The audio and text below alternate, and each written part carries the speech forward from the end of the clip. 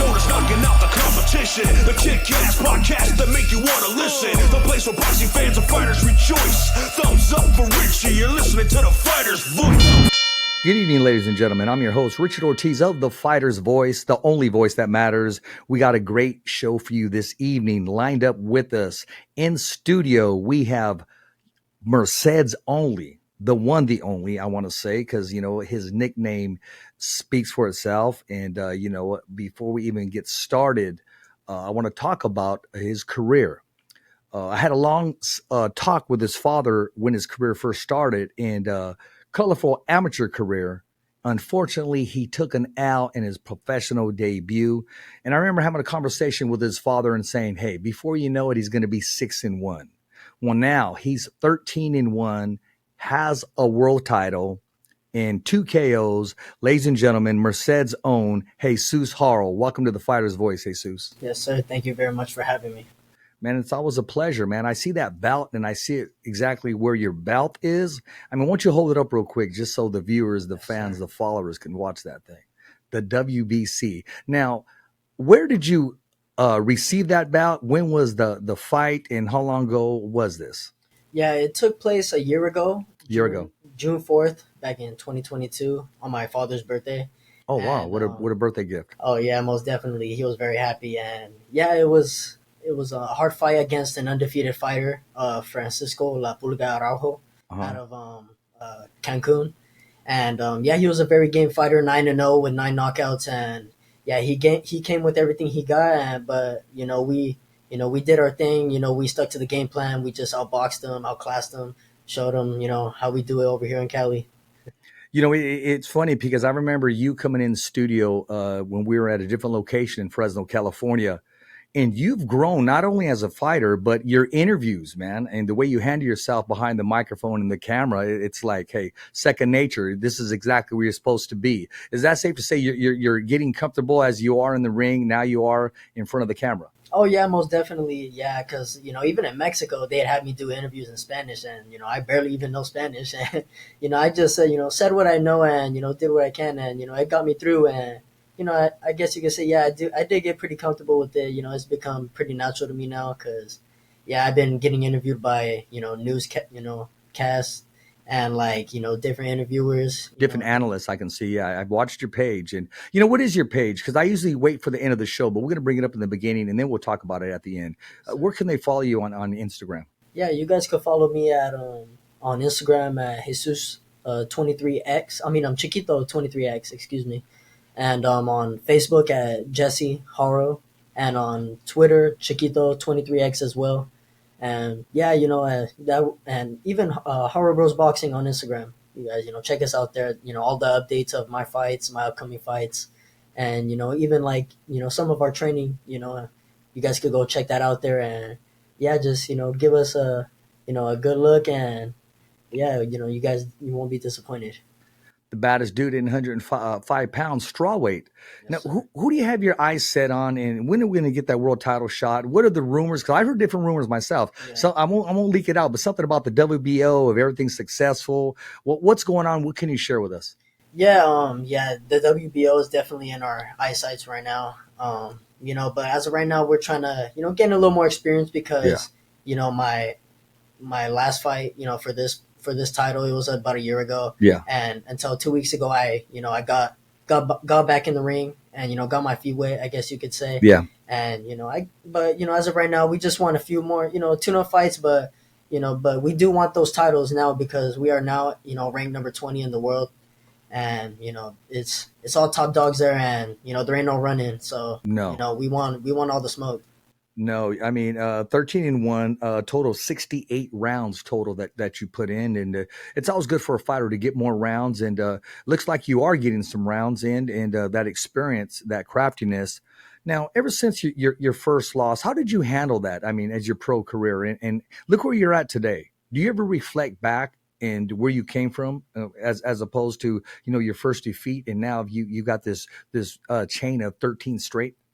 Yeah, all the time, I think about it a lot, even now, like I reflect off, back on it and, I look at where I came from and, where I'm at now and, I got the title, I got 13 straight wins now And it's just I reflect on that because I always listen to what my father says. Hard work beats talent if talent doesn't work hard. And Yeah. in my pro debut, that displayed there. I guess I wasn't really focused for that fight. I was like nervous, the jitters, first fight, but we're a lot more comfortable now, and yeah, we're just ready to go at all times, and ready for anything. Who would you say your style is closest to? A lot of people have compared you around here to Oscar Valdez, who came up short against Navarrete Yes. last week. Who would you say you're most compared to? Yeah, I would say I would compare myself to Ricardo Finito Lopez. Okay, that's Yeah. right. Hands up high. I Yes, remember. sir. Yeah, Also, a always lot of hands people up. that don't know, don't mean to interrupt. A lot of people don't know, retired undefeated. Yeah, he actually did, and One draw. yeah. Fun fact too, he actually retired as a amateur undefeated and a pro undefeated. So it's yeah, I definitely take a lot from him because the hard work definitely shows in all of his fights, and where the talent he displays. Yeah. And I definitely take a lot because I love putting on a show for my people and for the fans. And yeah, I just this is what I do. This is my job. I can't let it go by without you bringing up those who really know boxing. He was promoted by Don King at that point in time, was considered one of the best promoters in the business, who just celebrated a birthday, turned 92 years old. So he's up there, man, Yeah. and doing his thing. But also, he never got the big fight that he wanted with the guy from I'm sorry, oh my gosh, silver medalist in Arizona, Michael Oh, Carbajal. Carvajal. Yes, Yes, he sir. wanted that fight so much. It never materialized for whatever reason. He just never got that big opportunity, the big platform. But he did retire undefeated. Don King put him on a platform. He was on a lot of Julio Cesar Chavez's undercards back in the day. And Yeah. you got to remember, I'm sure your dad knows that whenever Julio fought, we all barbecued, and he Oh brought yeah. us all together, man. Yeah, most definitely. Yeah, even when I was in Mexico, with our former like promoters, he would like talk to him about it. Like, man, like I remember back in the day we Yeah, would watch, our the all the old Mexican fights and all the yeah, greats, and like, it was always a war every time, yeah. because they were driven, for greatness back then. Even I would say now too, but like back then they were just different. Let's talk about your former promoter, world champion, Chiquita Gonzalez, I believe. Yes, sir. Yeah. What did you pick? What advice did you get from him? Did you ever share any rounds with him? Did he ever talk to you inside of the ring? Did he show you anything? What was that experience like and being around a legend? It was very it was honoring, being able to be around him and train Yeah. with him and stay in his home as well. And it was very. I definitely took in a lot from him because he definitely showed me a lot in the gym and Yeah. outside the gym. My character, and my boxing, in and out of the ring. And yeah, I remember working with him in the gym one time. He was holding the mid up, and Yeah. like, yeah, he was like, man, I could feel the power. You just gotta let go. Just like me. And I was like, I gotta do it. And I remember that weekend I fought, and I remember rocking the dude so bad. Boom! I caught him Yeah. with a nice hook, and he was like, oh, jumping and stuff. And I remember after the fight, he's like, that's how you're supposed to fight right there. And after that, I was like, man, this is how I fight. This is what I do. So I'm just staying hungry. Every single fight I go into. Some of the questions that came in today, I mean, off a legend, of course, and adding to your style, some of the questions that came in today is, when are they going to see Jesus Harrell in Merced, California, in a professional ring, or possibly even Fresno, Save Mart Center? When is that going to happen? Is that within reach? And I understand that your dad does want to do some business and possibly promote some of his own shows. And we talked about even possibly a collaboration, and that would be great. When can you see that happening? Yeah, I don't want to say too much, but there is something in the works for the beginning of next year. So everybody stay tuned, and yeah, there's gonna be something big coming very soon. Yeah, that's all I'm gonna say right now. But there's gonna be it's gonna be a banger for sure. You know what's the fun part? I used to always say it was the hardest part of being media is when you know things and you just can't say things. So I kind of I get tickled by it because I'm like, okay, I want to say, but you don't because I established that trust and keep that foundation that we have, and I respect it as well. But other media, once they find out, they'll leak it out, and Oh yeah, sometimes it works out good for everybody. yeah, most definitely. Listen, man, what's this thing with the whole DNA in the Harrell family? I thought he would stop, once you had a sister, put a dress on and, she didn't do ballet, gymnast. I think she was maybe 3 days old and your dad had some baby gloves for her He already. did. He actually had the gloves ready and a pair of boxing trunks, and I was like, man, not another one. We wanted to do something different. We don't want her to yeah, fight, but shoot, like even now, like she's 3 years old yeah, and she's in the gym right there with her little headgear, her yeah. mouthpiece, her gloves. She's right there sparring with all our little fighters, all the little boys and stuff. And yeah, she's right there hitting the bag with them too as well. Yeah, and it's definitely a blast watching her do her thing. Since we're talking about family, let's talk about your other brothers that are involved and where are they at in their career and where are they at in the sport of boxing? Yeah, my brother Daniel Haro, he actually, he fought last year. He actually took, his first L, but since then, he hasn't had a fight, but he actually got the opportunity to spar with Ryan Garcia for the for his preparation for the Tank Davis fight. I was hearing that, and I wanted to give you alley oop and let you slam dunk that, man. And to work with Ryan Garcia and to get that experience, and he don't just bring anybody in the ring with him. He brings somebody that's going to force him to work hard and bring out the best in him.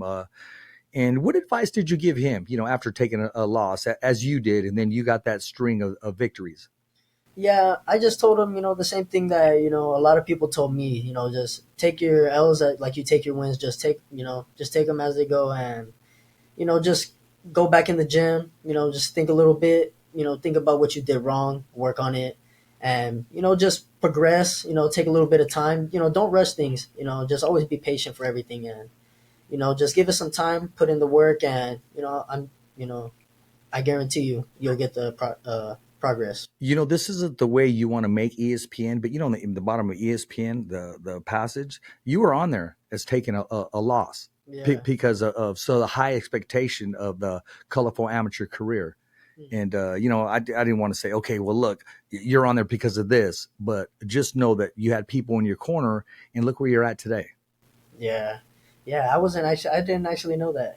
Yeah, you did. I mean, what about I call you and say, hey, guess what? You're on ESPN on the bottom there. And, Yeah. I remember a buddy of mine, Lukey, he also said, hey, colorful amateur took an L in his professional debut, which was because the people they had high expectancy. Yeah, most definitely. And there's nothing wrong with that. There's nothing wrong from learning from it. And can you imagine if you were 13-0 and you just barely took an L last 2 weeks ago? Yeah, for real. As opposed to you a string of 13 victories.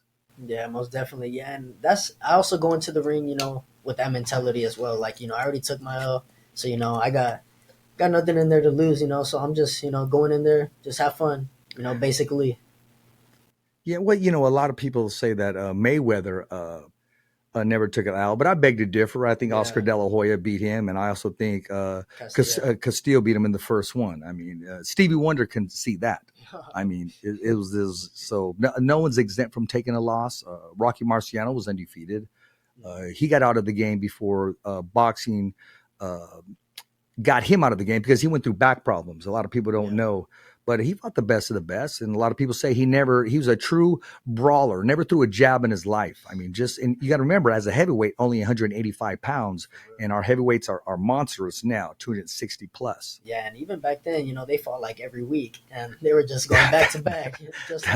That's real talk. Now that they have a sanctioning body, a governing body, the protection of the fighter, they want to make sure that you're okay and your faculties are okay. And a lot of times it is what it is, man. Boxing's a very rough sport and you don't play boxing. A lot of people have said that over and over again. And shout out to my buddy Ernesto Amador. And he has his podcast, You Don't Play Boxing.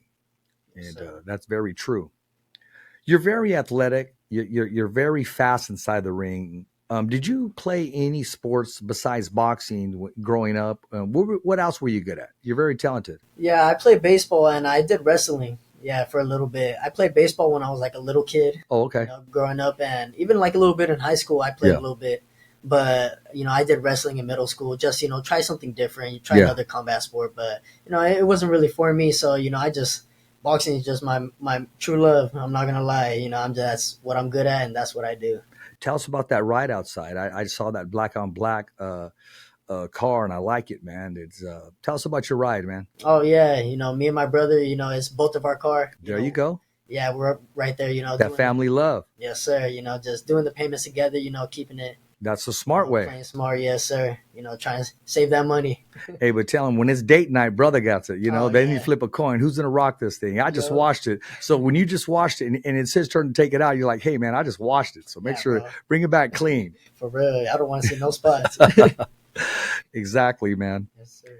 Listen, man, there was some fights taking place last week that I got to talk about. It was in San Bernardino, California. Robert Garcia's Boxing Academy, House of Champions, once again in collaboration with Marv Nation Sports. And there's some fighters that I want to recognize, and one of them that was that I want to say just had a great evening was Leonardo Rubalcaba. He was successful in victory.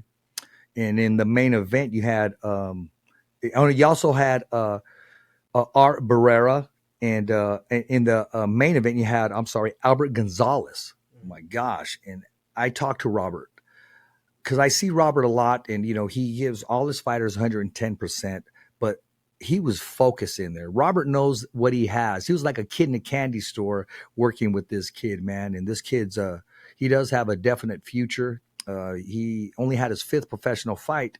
And I was talking to Pita, Robert's son, and you would think he's a veteran already. He moves around like he already had 12 plus fights. And do you know any of these guys in Robert Garcia's stable? I'm familiar with a few, but I wouldn't say I know them like that. But I've seen some around. Yeah. Yeah, and I'm familiar with Leonardo and Art Barrera. Yeah, I remember them back in their amateurs. Shout out to them. Congratulations on your guys' win. Jose Delgado as well. Yes, sir. And yeah, it's just a lot of amateur names, and now in the pro games, it's very delighting to see. I know it's very competitive, and if a fighter's in your weight, you probably keep an eye on him because hey, we'll shake hands, we're friends, but we're probably going to meet. When you come up with and meet friends in the amateurs, and I know boxing is a very competitive sport. Do you find fighters rooting for each other mostly or against one another? Like, man, I really don't care if that LB takes an L, or do you say, like, oh man, I remember, growing up with him, and come on, man, get that W. Yeah, I mean, to me, it was always really neutral. Okay. With everybody, because I'm cool with everybody. Yeah. Everybody knows who I am, so it's always love and respect. With everybody. I treat everybody as accordingly, and it's I wouldn't say everybody would root against one another, but I have seen some of that. I'm not gonna lie, but but most I have too. Yeah, like most of the people I've been with, they're usually on the same page as I am. Yeah, well, there's some grudge matches, and there's some local grudge matches that I wish would have taken place. I'm gonna keep it 100. I mean, I would have loved to see Andy Vincent and Gabriel Flores Jr. Yeah, that's a fight to make right there. Or I would have loved to see Brian Lua and Gabriel Flores Jr.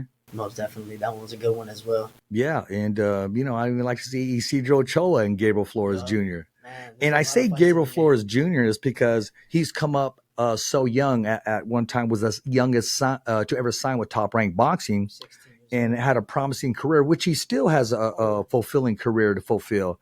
And that's why I asked: is it because of the success? Is it because maybe being flamboyant because of the money, or had they always been on another fighter's hit list? I mean, I don't know. It really depends on the fighter, because the coaches, they're obviously gonna put their whole effort and everything they do for their fighter because they want him to see him succeed. Yeah. And come out the ring safe. And but at the end of the day, it's on the fighter on really, it's really styles make fights. Styles make fights. I'm going to say fighter A and fighter B. Okay, fighter A makes his professional debut in front of 500 people. Fighter B makes his professional debut in front of 15,000 people. Is there a little like, wow, really, dude? Or man, oh, I wish I was there. Or hey, I'll wait my turn, or I'll just continue to work hard. Yeah, I would. I've been to like the big events. I went Yeah. to the Ryan Garcia event. Before I went pro, Yeah. and I was like, man, I really look at it and I take it in. I'm like, man, I'm gonna be here one day. I really like manifest it. I'm like, man, I'm gonna be here one day. Like even when, was it Maloney when he Yeah. fought that one time in Yeah. Stockton? Yeah. Jason Maloney, Andrew Maloney. Yeah. Both Yeah, of the brothers. yeah, yeah. Well, yes. Yeah. Jason Maloney, Andrew Maloney came up short 2 weeks ago. Yeah. I mean, 2 weeks after his brother won a world title. Yeah, yeah, and like even there, That's right. I did see you in Stockton, yeah, California. right there Yeah. in the VIP. Yeah. Yeah. Yes, sir. Yeah, I was even right there with my belt. I was like, this is nothing. This is only the beginning. This is only, shit. There's, the best is yet to come. Yeah. I was still, watching the fights. I was, taking everything in on how they run things and on how, everything goes. I was looking at the fighters, really pay attention on how they move, on how they really, use their rounds. Yeah. And I was like, man, I don't know nothing yet. This is, Yeah. I still have a lot to learn, but we're taking things in as time goes on. But we're still we're doing our thing. Exactly. Let me clarify something too. I am a supporter of Gabriel Flores Jr., so I don't want to get a text message say, man, what's going on? But hey, man, it's the fighter's voice, the only voice that matters, and we speak facts here, and we keep it 100. I wouldn't do it any other way. Yeah, yes, And to manifest that, call things as if they're not as if they are. Once you make that ring walk, man, it's going to be, I know you're going to want to peek in there to the crowd, but that ring walk that you're going to take, do you already see it happening in your head? Do you already have the music that you're going to walk out to, the apparel, the gear that you're going to walk out to? Do you see it happening, and do you see it happening soon? Oh yeah, most definitely. Yeah, I have a lot. Like I think about it all the time. I'm not gonna lie. I think about it every day when I'm working out, when I'm running, shoot, when I'm dreaming. Yeah, I heard that. Yeah, and I just, I think about it a lot. Like, man, I like, how are you gonna feel? I just think about how am I gonna feel. Yeah. I always tell myself that, but like even my last fight, I was in the dressing room. I was right there, little, pre-fight jitters. Yeah. Like there's always, things running through your head. Talk to us about those jitters. Describe those, because a lot of people they don't really know. They're almost afraid to ask that question. But Mike Tyson said, and we're talking about a killer in the ring. He said, I was terrified every single time. He goes, yeah, I was terrified before I went out there. Exactly. And it made him to who he is. What's it like, man? I mean, those jitters. I mean, it's not like, okay, you're nervous, you're going to ask this girl on a date, or I'm nervous because I got a job interview. It's a different type of jitters. Describe those. Yeah, it's like, it's not really nervousness, but it's just thoughts. It's like, because, you're going in the ring to fight. The other dude's on the same mission as you. He's trying to beat you. So, only one man can win, or it could be a draw. But, it's like you guys are in there to fight. You guys are in there to, take their heads off, go to the body, use that stamina, really put it to work, put your body to the max. Yeah. And, I always think about that. I'm like, man, because all it takes is one punch in the ring. Yeah. And it's the ones you don't see are the ones that, knock you out. But, it's not really the, I think I'm going to get knocked out. Yeah. But, it's like there's possibilities. So, I'm like, just, be aware of this, be aware of that. It's just like, about, it's always thoughts about what I'm going to do in the ring. Like, okay, you better, keep your hands up. You better do this, do that. Just a lot of thoughts, it's running. When do you know you have it? When do you know, okay, I have this fight. I've already broke this guy. I've already figured him out. I'm going to set some traps. When do you know? How soon does it come to you? Is it once you touch him and the way he responds, or is just you putting in the rounds, putting in the body shots, the work? When do you know? Yeah, I'm not going to lie. Like, this is what I was going to get into. It was like I was in the dressing room. Uh-huh. All that was going in through my head. But, like, once I seen, everybody in attendance. Yeah. Like, all my family, friends, all my family's friends, everybody, because we sold out of tickets, the whole venue was sold out. Yeah. I don't know, like once I walked in and they were all cheering my name, it was just a switch. I just knew I had it right there and then. I was like, man, this is me, this is what I'm destined for. So, I went in there very confident. I went in there, and I wouldn't say, cocky, because I don't underestimate nobody, but, I just went in there comfortable. I guess you Yeah. could say, ready to go. Everything we put in that gym, it was, you know, made it count. I'm going to mention some names of some local fighters that we had, and when I say local, it doesn't mean they're not advanced, because a lot of people misunderstand local when they say, "Hey, there's a local podcast," and I don't say too much. Before, I used to always worry about it. Like, I used to be the one screaming, "Oh, I'm the best in Madera. I'm the best in Fresno. I parked my car in Fresno. I parked my car in Madera. I want a world title shot. You know what I'm saying? I don't want the Intercontinental or this around here. Those are steps forward, just like you have your eyes on that WBO belt, and we'll get into a little bit more here. I'm going to mention some names, and what's the first thing that comes to mind when I mention Mark Castro? Think of hunger, perseverance, discipline. I remember him back in the amateurs, same way ever since. He's always been a hard worker, a workhorse. He's always stayed disciplined. I've never seen him, in anything, anything else but boxing. Yeah. I've always seen him at tournaments, the show, showing love. Definitely a good, good role model for the kids as well. Or Richard Torres Jr. That's my dude right there. Definitely a great role model for the kids, and yeah, definitely a great fighter as well. Man, that dude is next world champ for sure. Jose Ramirez. A legend. 5'9", 209, shoot, all of California. That dude, man, he really marked his territory in boxing, because man, he came up from low beginning, and to be where he's at today. I look at what he has and like what he's accomplished. I'm like, man, that could be me one day. I really take a lot from Jose Ramirez, because we're near the same area, and that it just goes to show that all it takes is a little bit of hard work, or a lot of hard work and discipline and patience, and you'll get to where you want to be in no time. It's just gonna be like that. But yeah, Jose Ramirez, great champion for sure. Jesus Haro.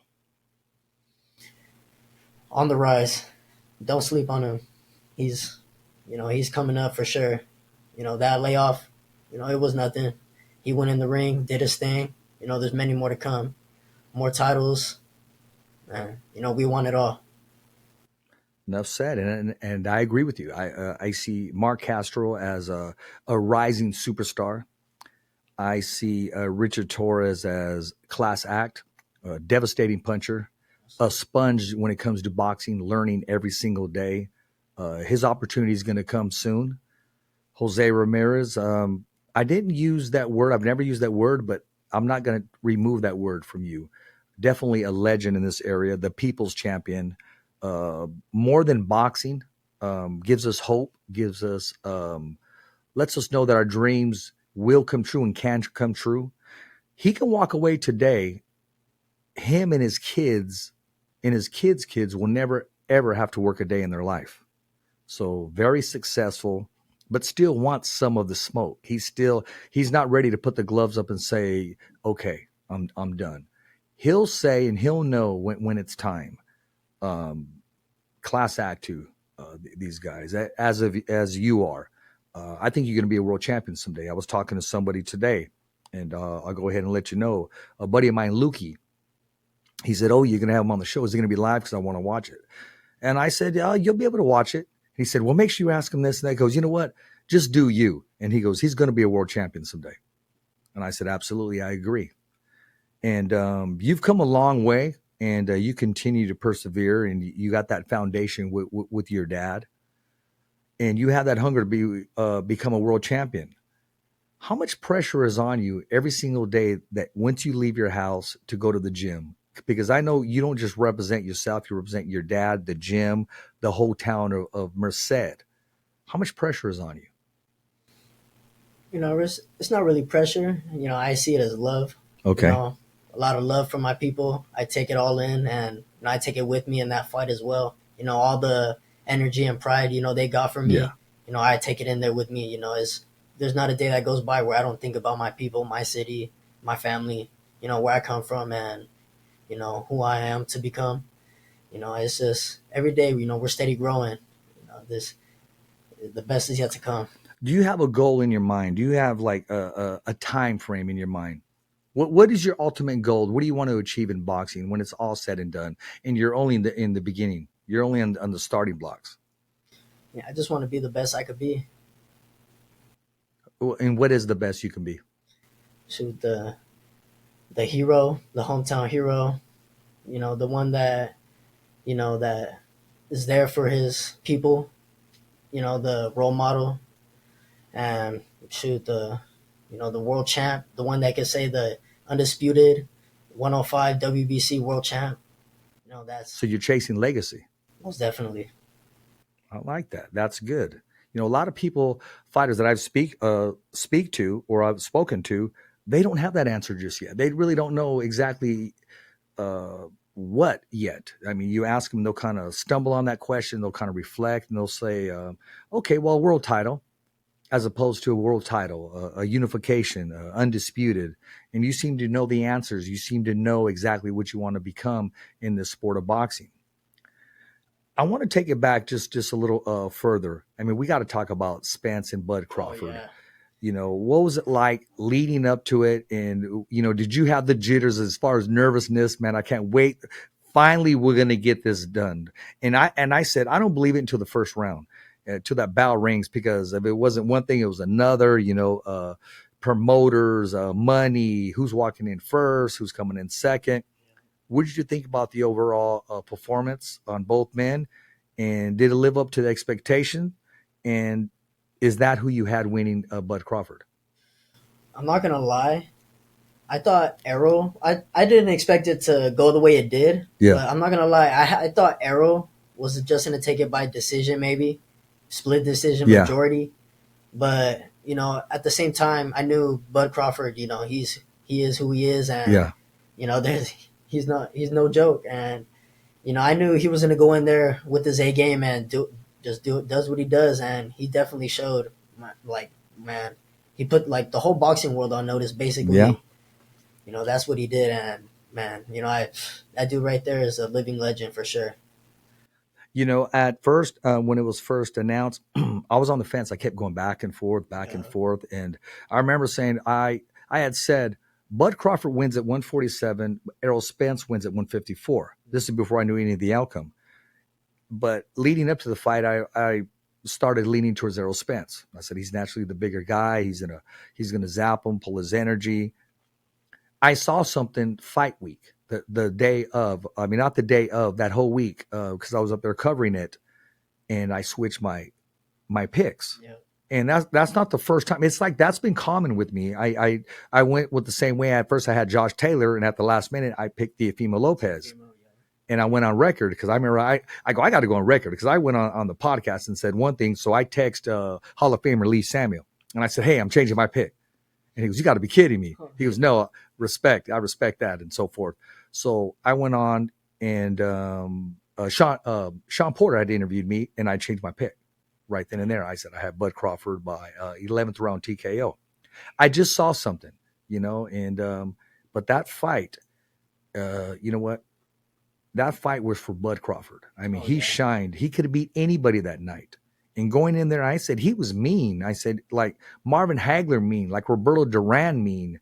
And he just zapped him. He took his energy away from him. It was his night. Do I think Errol Spence is going to be back? I think so. Definitely. Yeah. I mean, one loss. I mean, and he was considered pound for pound one of the best in the world.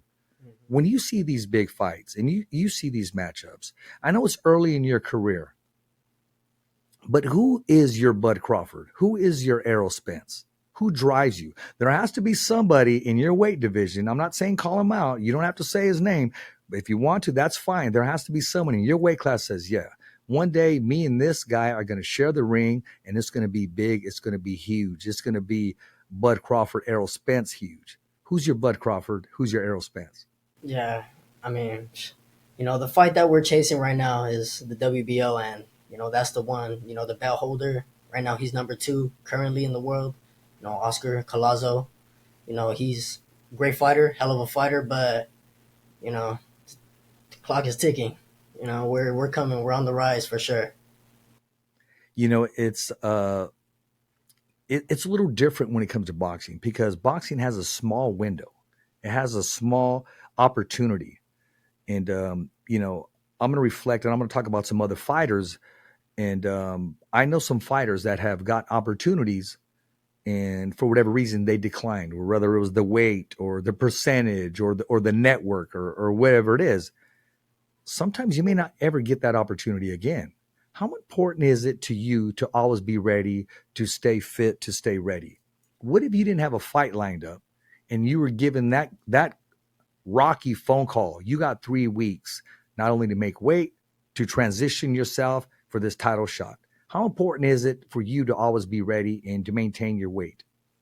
It's very important because you don't want to fall off track. It could be 2 days that you take off, and it could take a toll. And those 2 days, that dude could be doubling the work that you could have been doing. And that's the way I think of it. Because there's always he's already champion. He wants to be number one.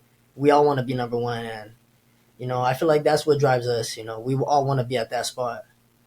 But there could only be one at the end of the day, and little by little, we're on the rise. Number 20 right now, but it's steady. I've always wanted to know how much of a say does a fighter have with his manager. Say they bring you this opportunity. How much of a say is it? Well, I'm not going to take the fight because I'm only getting 25%, or I'm going to take the fight because, man, I don't know if I can cut that weight in time. When does a fighter say, you know what, I'm taking that opportunity. I'm going to make weight. I'll take the 25% because I want this title shot because I know I can beat him.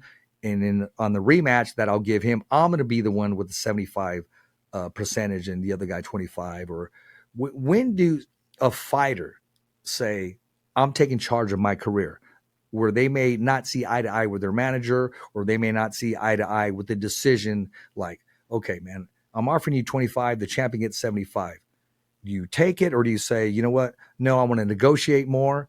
But then again, that's that small window of opportunity. When does a fighter take charge and say, you know what? I'm going to take charge of my career. I'm taking that title shot. That's my dream. When does that happen?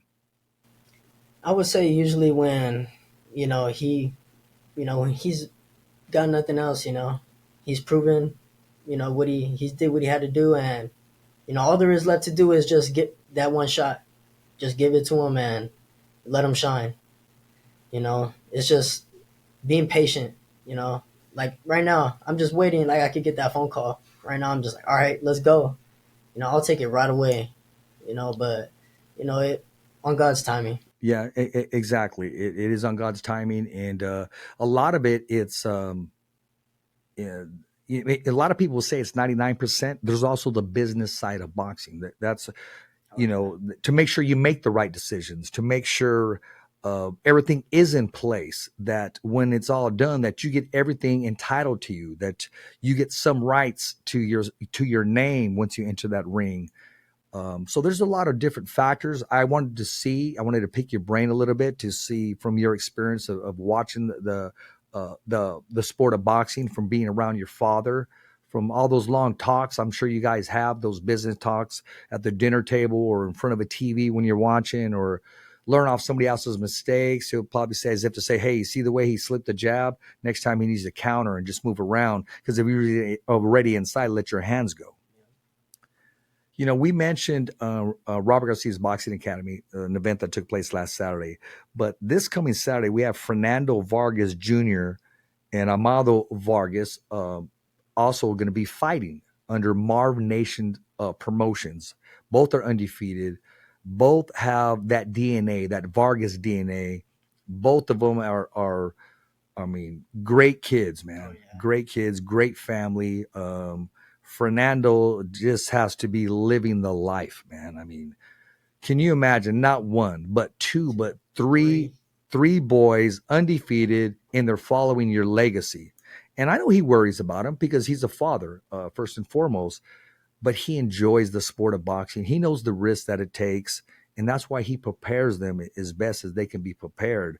What do you think of the whole Vargas dynasty and all the brothers, and just the direction that Fernando Vargas is leading his kids? What do you think about that? Yeah, shout out to them. Shout out to the Vargas brothers for sure. They're doing their thing, and yeah, they're definitely making a name in the sport of boxing. Yeah. With the Vargas dynasty, it's it's very cool to see some brothers doing their thing, like the Charlo brothers, the Klitschko brothers, the HARO brothers.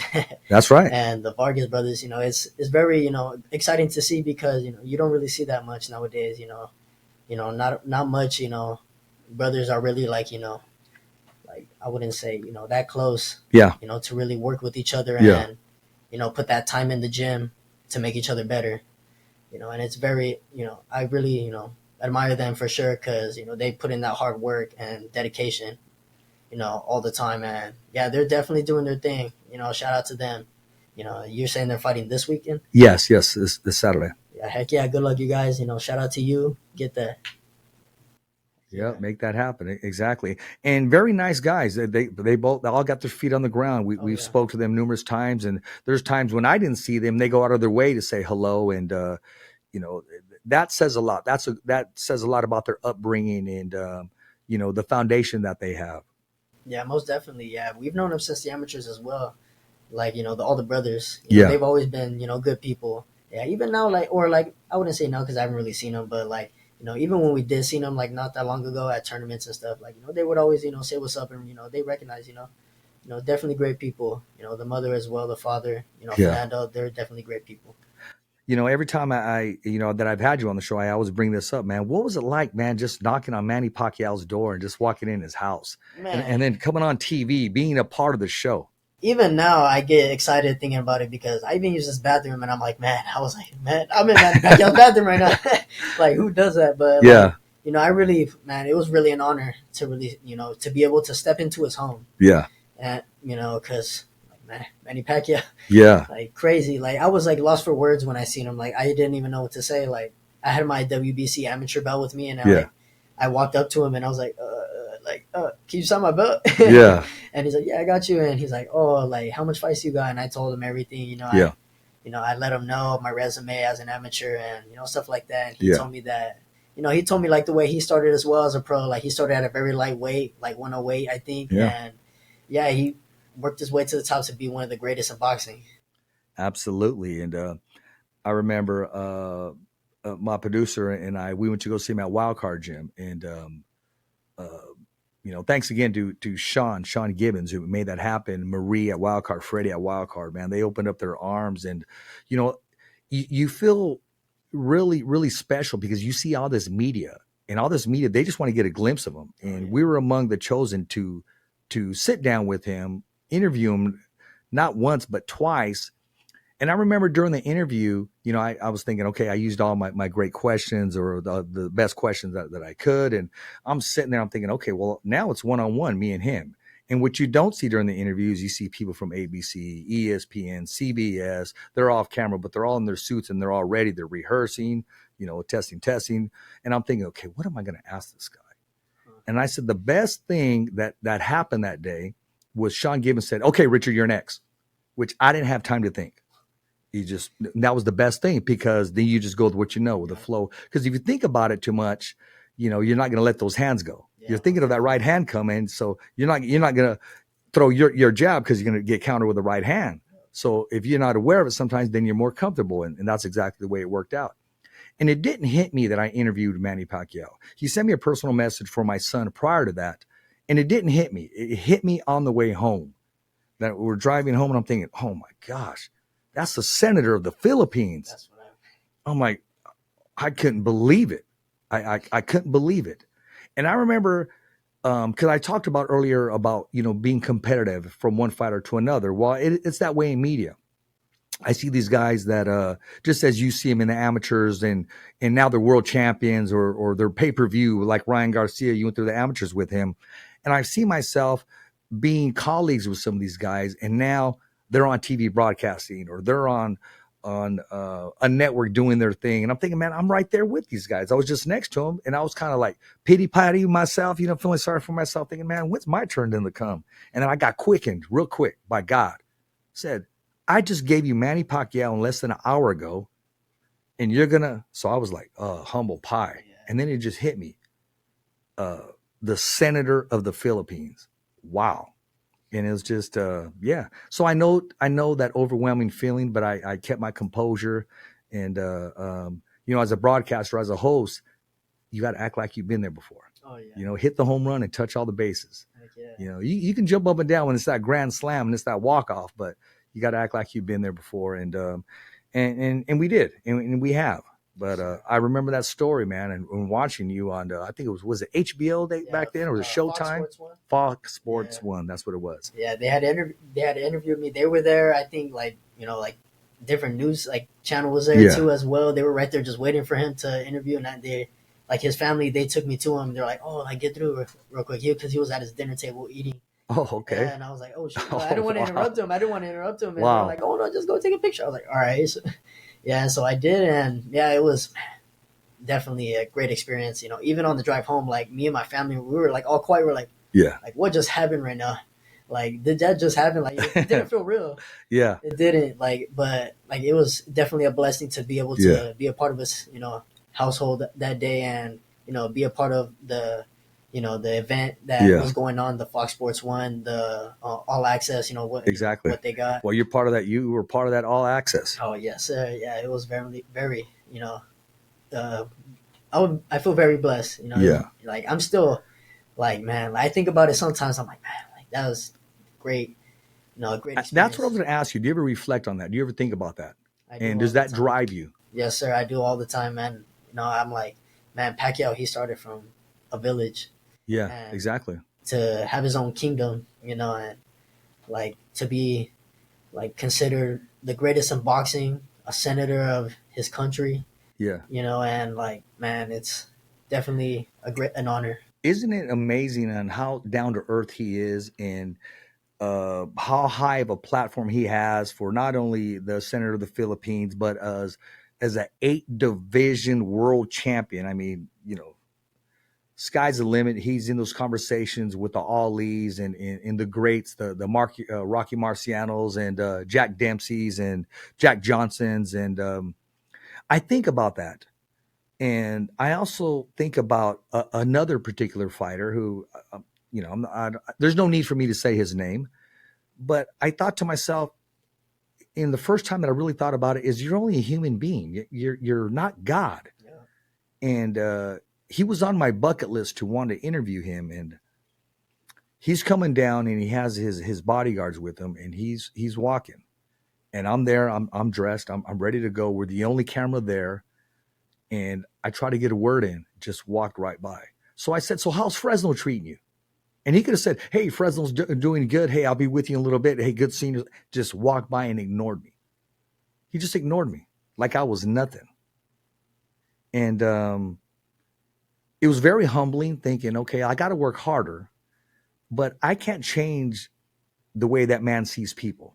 I can't change the way he acts. I don't want to say brought up, because it's not his mom and dad's fault. He's making the decision not to. But I'm going to release that video.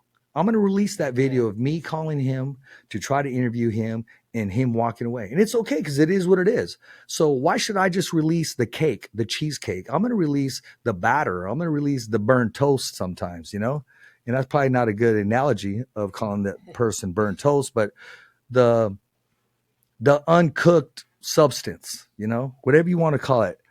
Nobody is bigger than life.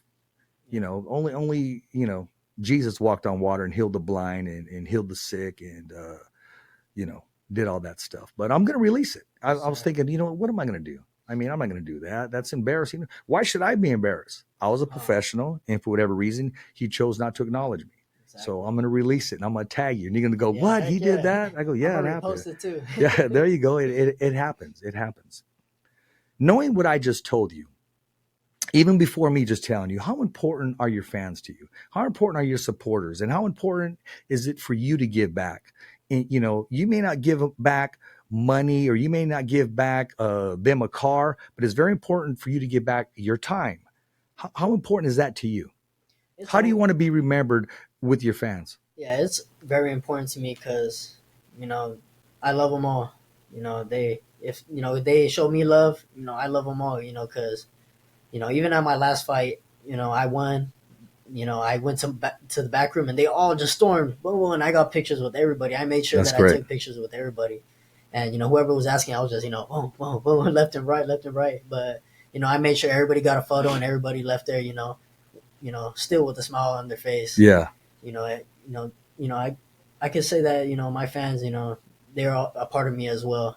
They are a part of me when I go in that ring. I definitely take their love and their because it's their time as well, because they don't have to love me, they don't have to show me this love, but Yeah. they do, and I really take that in consideration, because shoot, I'm just me. I'm just Yeah. doing me. Yeah. Well, I want to give a shout out to the fans in Las Vegas. I love the fans in Las Vegas, man. Some Most great definitely. people, man. Great people in the LA area. San Bernardino. Man, it's a very humbling experience. And it just tells me that someone's always watching, someone's always paying attention. So Always. you got to be ready and always be aware and how you handle yourself. Yes, sir. I say that for myself. I'm still learning. I'm still growing. I'm waiting yeah. for that title opportunity, man. And to me, I didn't wake up to take second. So I'm ranked number 1, man. I'm waiting for that title opportunity. And when it comes, I'm going to bring that strap home. Yes, And I'm sir. talking about in post-fight interviews, in social and interviewing people and commentating, doing what I'm doing, podcasting. Yes, sir. I'm waiting for that title opportunity. Heck yeah. I want to be there. I'm going to be there, and I do this to give everybody a platform and to just let them know the fighter's voice is here, the only voice that matters. Yes, sir. Hey, before I let you go, we got to talk about Canelo and Charlo, man. Whew. What do you Yeah. think of the matchup? How do you think it's going to go down? And let's remember, because it's an easy decision Yeah. if you think about Canelo the way he fought prior to Triple G. Yeah. But now you never know what's going to happen. Oscar De La Hoya made a statement, and it wasn't a statement of being a hater. He was very correct on it, and he said, how old is he? Someone asked him. He said 33. He said, well, he's an old 33. He said because he started when he was 15 years old, so he never got a chance to rest. And he plays other sports. Or he does golf. He does. A lot of times he should be resting. But he knows his body better than anybody. Oscar just made the statement accordingly to the experience that he has. Who do you have winning that fight, and what Canelo is going to show up that day? Yeah, I got Canelo making history that night. Yeah, I got Canelo, beating him decisively. Okay. Only because, Charlo, he's coming up, and, I've seen him have not so good fights as well, Mm-hmm.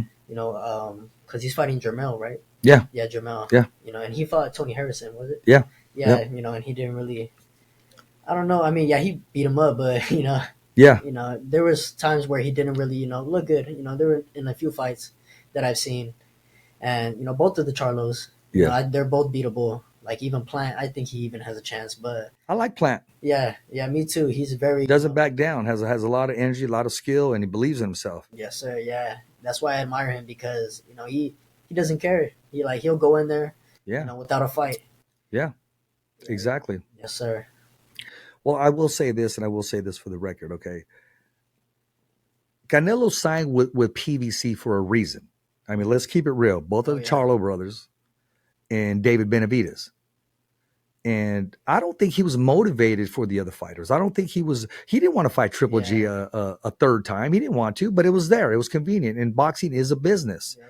I think you're going to see one of the best performances of his career come that day. Oh, yeah. I think Charlo is going to answer some questions, but I don't think he's going to be able to fight as well with that pressure off the back foot and just his angles. That's all going to happen because Canelo's going to soak up the first 3 rounds. But that first round, he's going to know he's in a fight. He's going to send him back to his corner thinking, okay, I've been hit right now harder than I've ever been hit in my whole career. I say that, but I mean it. And at the same time, Charlo is a lion. Oh, yeah. He's going to fight back. He's going to take this opportunity. I love his interviews when they talk to him about Bud Crawford. He goes, man, I'm trying to be unified champion of the world right now. He goes, I'm not thinking about Bud Crawford. Yeah. He's not even in my division. When he says that, he doesn't mean level. He means division because he's actually not 147s, 154s, and he's moving up 2 weight classes. So he's choosing to be great. Yeah, so that's why I respect Charlo for taking this fight. Oh, yeah. Of course, he's going to get paid his biggest payday ever in his whole career. But at the end of the day, man, he's daring himself to be great, just like Ryan Garcia did. Oh, yeah. Yeah, that one too. That one, shoot. I know. I thought that one was going to be a little bit closer, but I don't know. Yeah. I was rooting for a good fight. Yeah. I'm glad. You know, there was no need for Ryan to get up. Oh yeah. There was no need and take punishment Yeah. and be out a whole year, and because the end was coming and Yeah. Tank was bringing it. Yeah, I seen that one coming too. I just thought it was going to be like a little better fight. Yeah. I was like, More but- competitive. Yeah, most definitely. But yeah, it is what it is. Ryan, he's Yeah. with Derek James now. He's doing his thing Yeah. with him. Yeah. He still has time to grow. He's still young. I think so. Yeah, I didn't really think he took too much punishment in that fight. He just took a hard shot, good body shot. He let himself recover by not getting up, but Yeah. he still got some time, got a few adjustments. All I Yeah. see. I keep looking at that belt and I'm right the third wall. I'm looking at the producers. That would look good in the background, wouldn't that back look right here? Just keep it right here. Just keep it set right here. Yeah, actually I gotta remove some of this clutter. I'll move anything out. Just keep that belt displayed right there. Heck yeah. But before you go, man, we're gonna have you sign that wall back there, and like all the other fighters that we have here in studio. Mine is Jose Ramirez signed it. Richard Torres was here, but I didn't get a chance to. That just means he has to come back. That just means he has to come back, man. But appreciate you stopping by, making the trip all the way down, and making the effort. Because I was going to send you a link. A lot of times I send links, and your dad goes, "No, he wants to come to studio." There's nothing like being in studio, man. Yeah, I was looking forward to it last week, the other week. But you guys were like, "Oh, the system's down." No, it's all good, man. And actually, next month we're launching the Fighters Voice Kick-Ass podcast. So we'll be interviewing singers, actors, those running for mayor, those who cut hair, those who do other things than just the sport of boxing. Those that want to talk about, they may want to talk about sex. I don't know. They may want to talk about cars. They just want to talk about, it's going to be an open platform, and that's what it is. And right here, we have the Fighter's Voice, and we talk about people in MMA and people about boxing, but we talk about real life. The Fighter's Voice Kick-Ass podcast that we're going to launch is an open platform. That's our hashtag open platform. Yes, sir. So we're going to make that happen. Heck yeah, that sounds nice. So once Can't wait again, for that one. exactly, man. I'm looking forward to it too. Heck yeah. Yeah, and especially working with another co-host, and we're going to be doing some things, man. And we got some big news to drop too. And I'm going to share something with you later on. I spoke to your dad. We'll talk about it later off camera.